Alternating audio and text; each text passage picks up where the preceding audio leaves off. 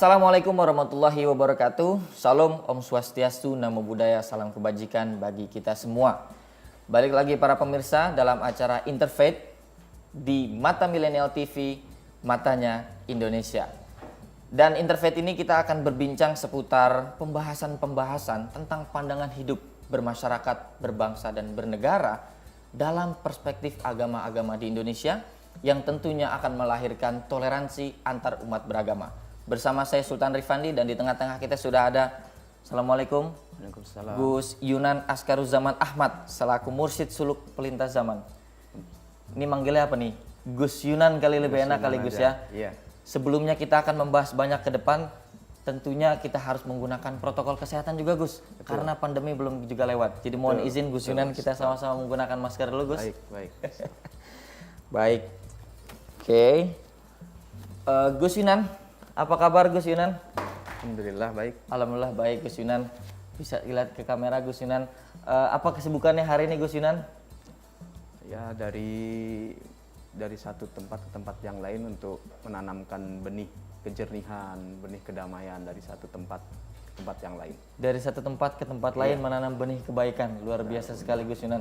Pada kesempatan kali ini kita akan membahas hal-hal yang memang sangat penting, yaitu terkait dengan pemahaman kita terhadap Al-Quran dan Hadis dari casing menuju fitur di dalamnya. Jadi begini Gus Yunan, sekarang ini kita melihat ada banyak sekali perkembangan teknologi dan perkembangan zaman yang pada akhirnya orang ini semakin banyak yang membaca Al-Quran, membaca hadis, tetapi hanya dari kuantitasnya saja nih Gus Yunan. Jadi orang mungkin banyak yang menggunakan handphonenya, gadgetnya untuk membaca Al-Quran, tapi sebenarnya dia tidak paham terkait apa pemahamannya. Nah, Gus Yunan sering sekali memberikan pemahaman bahwa kita sebagai umat muslim jangan sampai pemahaman pada casingnya saja. Itu bagaimana kira-kira penjelasannya Gus Yunan? Jadi begini Mas Sultan. Sultan. Iya. Langsung saja Sultan, nggak apa-apa Gus. Baik. Agama Islam itu sebagai perumpamaan saja, ada isi dan ada lapisan luarnya begitu. Kalau kita hanya ngaji, kita hanya berhenti pada aspek permukaan, maka akan terasa dangkal.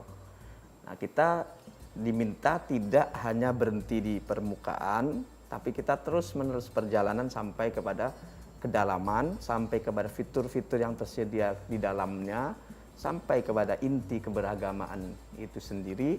Sehingga kalau orang sudah pandai pakai inti, maka di situ baru dia mengenal hakikat dari menjadi muslim ya.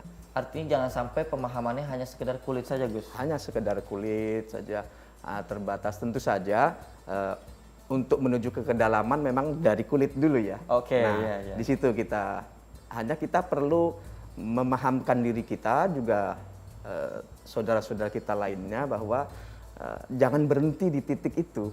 Nah, itu. Jangan berhenti di titik kulit, tapi tembuslah kulit, sampailah teruskan perjalanan Anda sampai kepada kedalaman itu sendiri, kedalaman beragama itu sendiri. Nah, ini yang tentu saja butuh proses, Mas. Sehingga umat Islam di Indonesia ini juga beragam latar belakang, beragam latar budaya, tingkat pendidikan. Betul. Ada yang mohon maaf tamatnya SD, SMP saja, dan kemudian ada yang diniyah, ada yang pondok pesantren. Begitu beragamnya, heterogen sekali masyarakat kita ya. Sehingga juga tidak bisa disamakan memiliki pemahaman keagamaan Islam yang sama. Sehingga di situ kita pada intinya kita berusaha mengerti mapping bahwa perjalanan tuntas seorang muslim itu sampai kemana, dan kita bisa menilai kita ini baru di mana gitu. Sehingga seseorang itu kalau dia memang secara mengerti gambaran globalnya bahwa Islam itu ada dari kulit, kemudian kulit ari, kemudian kepada tulang, kemudian ke sumsum, ya bahasa katanya gitu ya. Dia itu bisa ngerti, oh saya ini baru sampai sini, saya belum levelnya untuk ngejat orang, untuk menuduh orang sudah, mohon maaf ya, sudah munafik, sudah musyrik, mengkafir-kafirkan, menyalah-nyalahkan, gitu kira-kira itu ya. Nah, artinya dari contoh pemahaman yang dari dangkal atau kulit ini, apa contoh perilaku dari pemahaman yang seperti ini dan bagaimana seharusnya kita memahami keagamaan ini kira-kira Gus? Contoh paling mudahnya itu kan bagian dari cangkang itu seperti berhijab ya, kemudian berpakaian. berhijrah, lalu seolah-olah sudah merasa memiliki kapling di surga. Hanya sebatas luarnya ya, hanya sebatas luarnya. Jadi Tentu saja ini sudah juga punya orang dalam gitu ini ya. juga pintu masuk, Oh, iya. betul. Ini pintu masuk. Hanya saja tidak berhenti di situ, tapi dia juga apa sih yang harus dilakukan setelah dia bertaubat, ingin kembali ke jalan yang benar? Tentu saja pada perubahan perilaku. Tidak selesai dengan sebatas bahasa kasarnya termasuk casing memasang di mobil tulisan mohon maaf tulisan la ilaha illallah, banyak tuh ya ditempelkan tulisan di kaligrafi, kendaraan gitu-gitu tapi ya. tidak memahami makna moral, makna perilaku dari kalimat itu sendiri. Ya, ini kan casing namanya. Iya, iya. Yaitu seperti dia memahami kalimat la ilaha illallah, tidak ada Tuhan selain Allah, tapi hanya di lisan. Di perilaku, dampak ini kan harusnya kalau orang menyatakan tidak ada Tuhan selain Allah, berarti kan dia harus siap tidak menuhankan dirinya gitu. Nah, dengan siap tidak menuhankan dirinya itu secara sosial luar biasa sekali yang akan tercapai itu. Apa? Setiap orang menjadi siap berdialog. Merasa diri saya manusia, dia juga manusia, yang Tuhan hanya Allah. Sehingga sebagai manusia saya siap menempuh upaya-upaya manusiawi untuk demi kedamaian misalkan, demi mempertemukan win-win solution, demi ada wasyawirhum fil amr kata Al-Qur'an, musyawarahlah wahai Nabi Muhammad, musyawarahlah hal-hal yang bisa dimusyawarahkan. Nah, ini namanya bagian dari Islam itu utuh sesungguhnya. Tapi dalam perjalanan pemahamannya orang per orang dengan tingkat literasi, edukasi yang berbeda itu tadi, tidak semuanya memiliki pemahaman sampai ke kedalaman. Nah, itulah bagian. Nah, tadi ada perkataan yang menarik dari Gus Yunan bahwa hari ini banyak fenomena orang menuhankan dirinya sendiri. Nah, iya. Itu dampak sosialnya seberapa serius kalau orang pada akhirnya merasa benar diri sendiri tuh, Gus? Tentu saja sangat besar sekali. Jangankan bicara pada level ke negaraan, tapi justru kita lihat saja kesehariannya, Sultan. Umpama ya orang jangan hanya sebatas la ilaha illallah di lisan, Allahu Akbar, menyatakan Allah Maha Besar, tapi secara perilaku sosial, dia berkendara saja. Ketika suasana krodit, dia terus merasa paling berhak didahulukan, ya. Padahal ada tulisan la ilaha illallah di belakang. Iya, umpama begitu ya. Atau dia biasa di dirinya sendiri biasa membaca lidahnya, hanya itu tadi sebatas bacaannya sebatas, kalau bahasa hadis itu belum sebatas sampai kerongkongan, belum sampai jatuh di hati. Sehingga ketika suasana krodit dan sebagainya dia merasa paling berhak didahulukan, malah mencet klakson, suasana malah tambah panik. Itu contoh dalam kehidupan sosial saja. Karena begini Gus Yunan, mohon maaf. Ini anak-anak muda para millennials ini kan sebenarnya kebingungan di banyak hal, terutama misalkan kalau kita dengar dalam beberapa waktu terakhir itu ada persoalan banyak orang yang memfatwa bahwa musik itu haram, Gus. Nah, sedangkan anak-anak muda ini sangat senang mendengarkan musik, bahkan bermain musik. Nah, itu gimana kira-kira, Gus? Nah, itu tadi bagian dari mempelajari agama belum sampai ke kedalaman, belum sampai ke inti. Bahwa dalam agama kita itu ada yang disebut dengan hakikat, ya. Hakikat atau inti. Nah, kita mengenal inti, setelah kita mengenal inti, kita mengenal, lalu kita bisa mengejawantahkan sesuai ruang dan waktunya. Nah, dengan mengenal kenapa sih zaman Nabi dulu ada pelarangan-pelarangan atau para ulama fikih ada pelarangan musik dan sebagainya, ya itu karena bisa melenakan. Nah, setelah kita para alim ulama itu juga menyatakan bahwa asal hukum segala sesuatu itu adalah mubah, ya, Mubah, boleh, artinya dibolehkan. Iya. Nah, kita segala sarana itu adalah mubah tergantung tujuannya. Nah, penggunaan handphone, penggunaan alat musik, penggunaan dunia sastra, teater dan sebagainya, tentu saja itu tinggal orangnya mau diarahin kemana, gitu. Lewat musik bisa kita Dijadikan buat media dakwah media misalkan. dakwah. Kemudian juga kalau kita amati di dunia tasawuf itu sangat kental dengan penggunaan instrumen musik, musikalitas itu karena begini, Sultan ya. Kebenaran itu masuk ke manusia itu kan ada dua pintu masuknya. Ya. Satu ke otak, intelijensia, satu ke hati itu. Oke. Nah, kalau masuk otak kita semua tahu itu bahwa semua ajaran agama itu kan intinya untuk melembutkan hati. Nah, kalau masuk otak kita tahu sabar itu konsep bagus ya. Konseptual semua tahu. Tapi ini dari otak ke hati itu butuh perjuangan begitu berat. Butuh konektivitas. Banyak yang tahu sabar itu baik, tapi mampu nggak menurunkan ke hatinya. Nah, dengan kadang itu dilantunkan, disenandungkan, itu kerasa meresap di hati. Kebenaran itu langsung meresap di hati, nggak berhenti di kepala saja. Gitu. Seperti maka Nabi Muhammad menyatakan zayyinul Quran biaswatikum. Hiasilah Quran itu dengan suaramu gitu.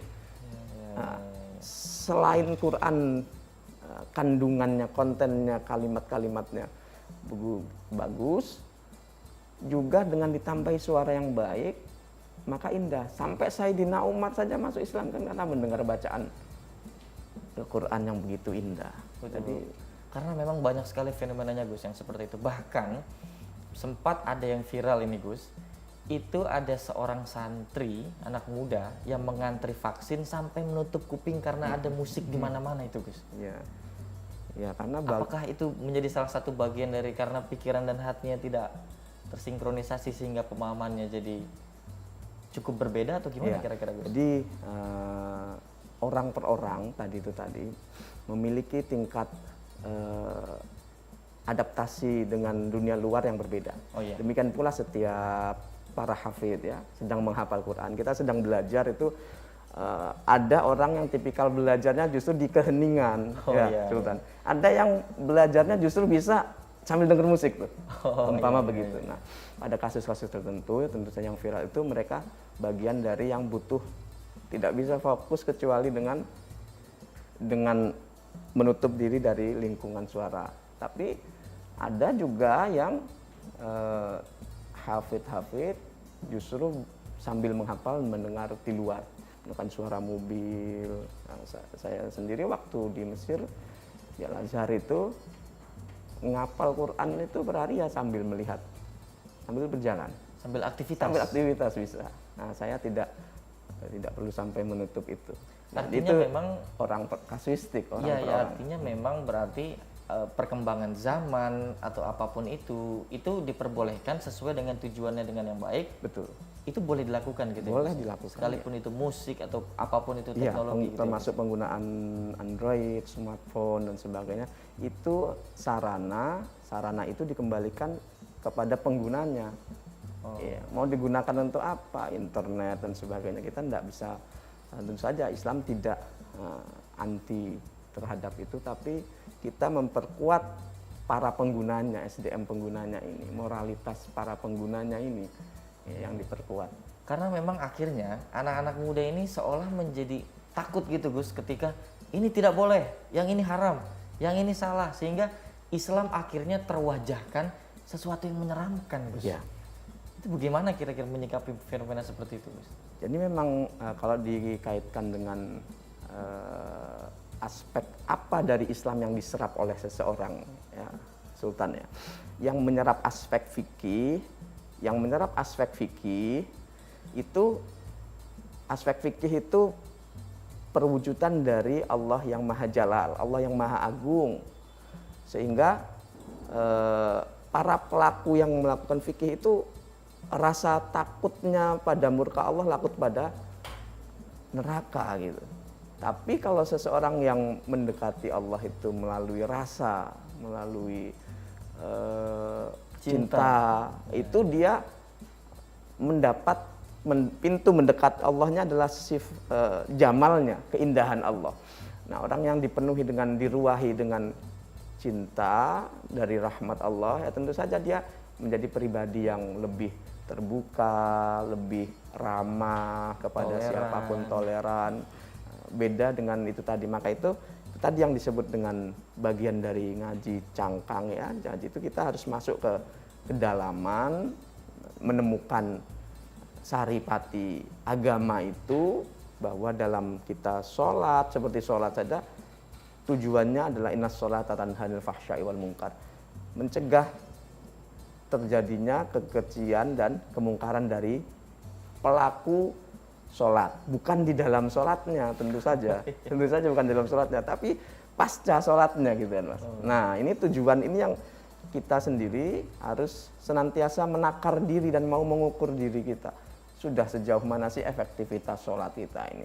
Nah, tentu saja sholat kita lakukan umpama ya, bukan untuk sholat itu sendiri, karena beragama itu sesungguhnya bukan untuk Allah, tapi untuk kita. Sholat itu bukan sholat untuk itu sendiri gitu Gus. Ya, dilakukan bukan demi sholat itu sendiri, bukan demi kenikmatan sebatas pribadi. Ingat ya, Mas, dalam tasawuf itu ada istilah begini, ibadah itu jangan karena pelarian ataupun juga jangan demi kenikmatan yang kau rasakan sendiri ya. Kenikmatan sendiri itu adalah bagian dari egois sendiri kan. Nah, padahal itu khairun nasi anfa'uhum linnas. Jadi dengan sholat, dengan kita, ini bagian dari pembahasan casing tadi ya, dengan memahami Allahu Akbar, umpama orang takbiratul ihram ya, kan sedang membesarkan Allah itu.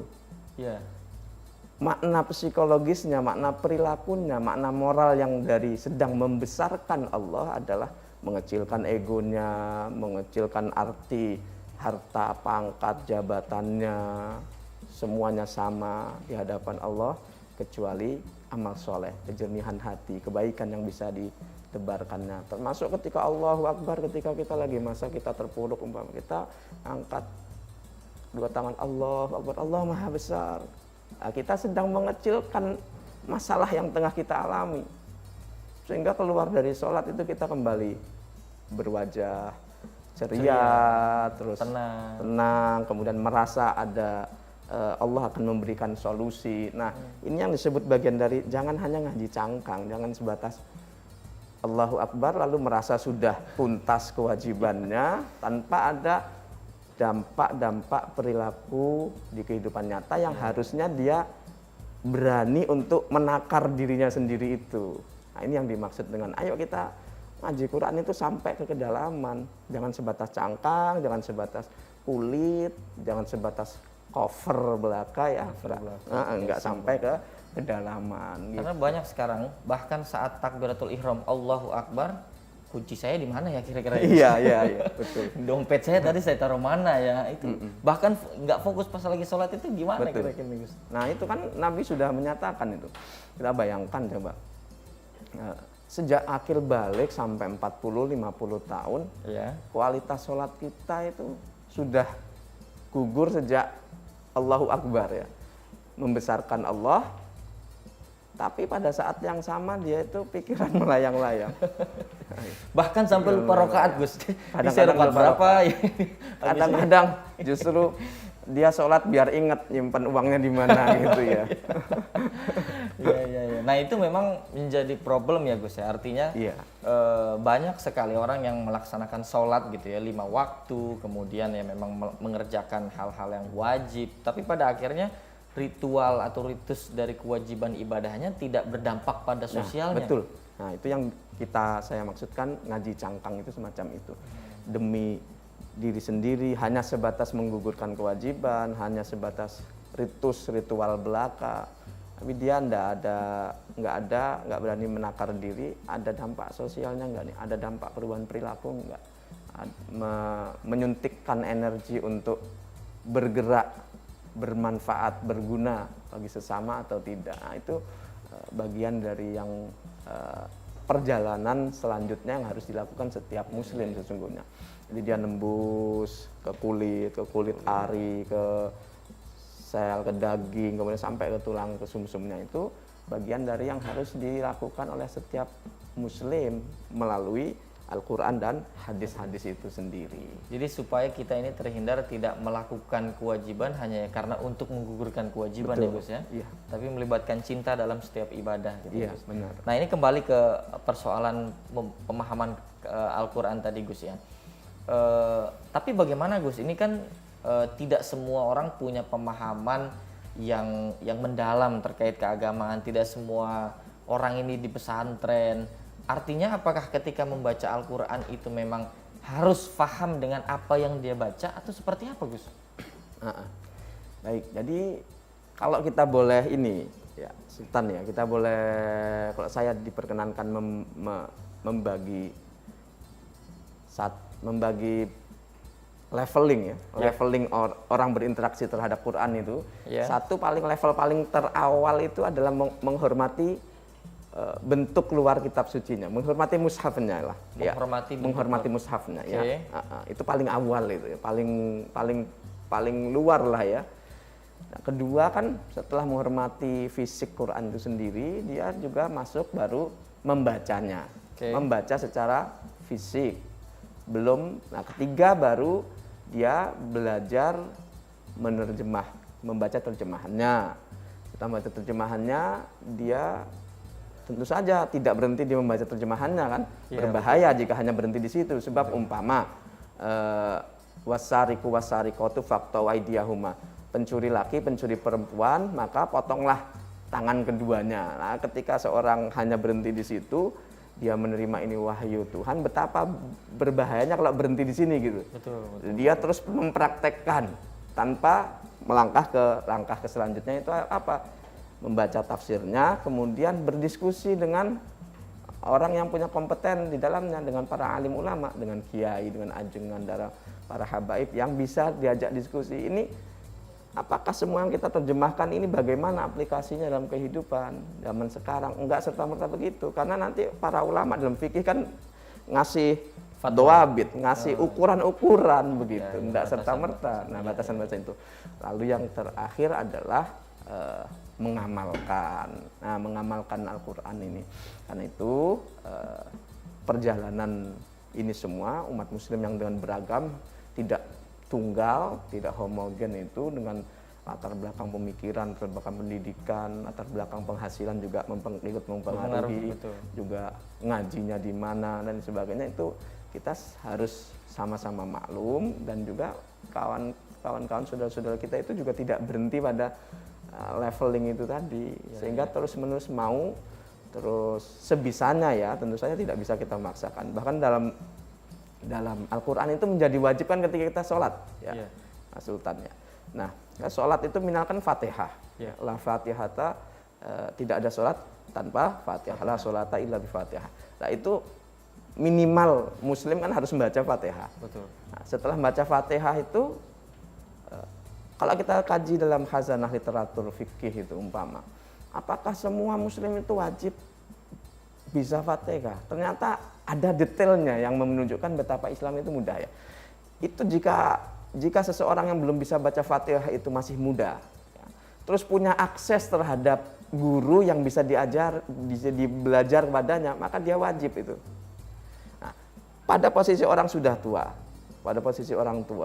lalu dia itu sudah terbiasa lidahnya, lahjahnya dengan dialek etnis masing-masing ya. Kita tahu ya, orang Jawa Barat, Sumatera Barat, orang Jawa dengan ngainnya dan sebagainya. Ya. Itu maka dia punya akses enggak? Kalau enggak punya guru, kalau enggak punya ustadz kan. Ya. Lalu setelah tidak bisa berubah, maka tidak bisa belajar, kalau enggak punya akses itu, maka ada alternatifnya. Fikih itu menyatakan baca subhanallah alhamdulillah sekira-kira 7 ayat Fatihah itu terbaca. Kalau nggak bisa, diam sebatas. Nah, ini semua menunjukkan Islam itu rahmatan lil alamin. Baik, luar biasa sekali. Tadi ada banyak hal yang bisa kita dapat dan kita bisa aplikasikan sebenarnya. Ada masih banyak pertanyaan yang akan saya tanyakan kepada Gus Yunan, tapi tenang, akan kita lanjutkan pada segmen berikutnya. Jadi jangan kemana-mana, tetap dalam program Interfaith.